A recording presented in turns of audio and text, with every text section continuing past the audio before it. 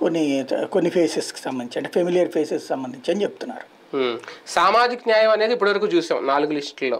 అలాగే అవకాశాలు దక్కని కొన్ని సామాజిక వర్గాలు, అంటే లేదంటే ప్రయారిటీ తగ్గిన కొన్ని సామాజిక వర్గాలు 5వ లిస్టులో, ఫైనల్ లిస్టులో ఉంటాయా, లేదంటే ఇందులో కూడా సామాజిక న్యాయమే మెయిన్ స్ట్రీమ్లో ఉంచాలనుకుంటున్నారా జగన్మోహన్ రెడ్డి? అంటే ఇప్పుడు సామాజిక న్యాయం అనే దాంట్లో ఉండేది ఒక కోణం ఉంటుంది.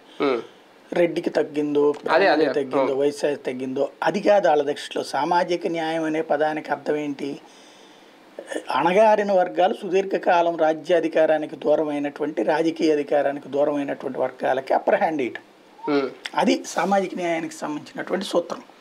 సమన్యాయం వేరు, సామాజిక న్యాయం వేరు. సమన్యాయం అంటే అన్ని కులాలకి సమానమైనట్టు న్యాయం. భారత రాజ్యాంగంలో రిజర్వేషన్ సిస్టమ్ నాకు సమన్యాయం ఎక్కడ ఉంటుంది ప్రాక్టికల్ గా?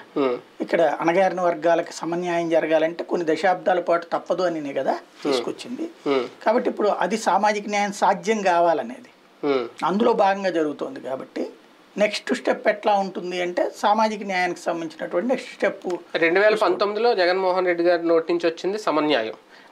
అంటే క్యాబినెట్ కూర్పు టైంలో కూడా మాట్లాడారు సమన్యాయం అందరికీ అనేది. అందుకే 2.5 ఏళ్ళు అనేది. ఇప్పుడు సమన్యాయం నుంచి సామాజిక న్యాయం దాకా వచ్చేసింది సీట్ల విషయంలో. ఇంక ఇదే కంటిన్యూ అవుతుందా? రేపొద్దున అధికారంలోకి వస్తే రేపొద్దున క్యాబినెట్ కూర్పు ఇవన్నీ కూడా ఈ రేషియోలోనే వెళ్తాయా?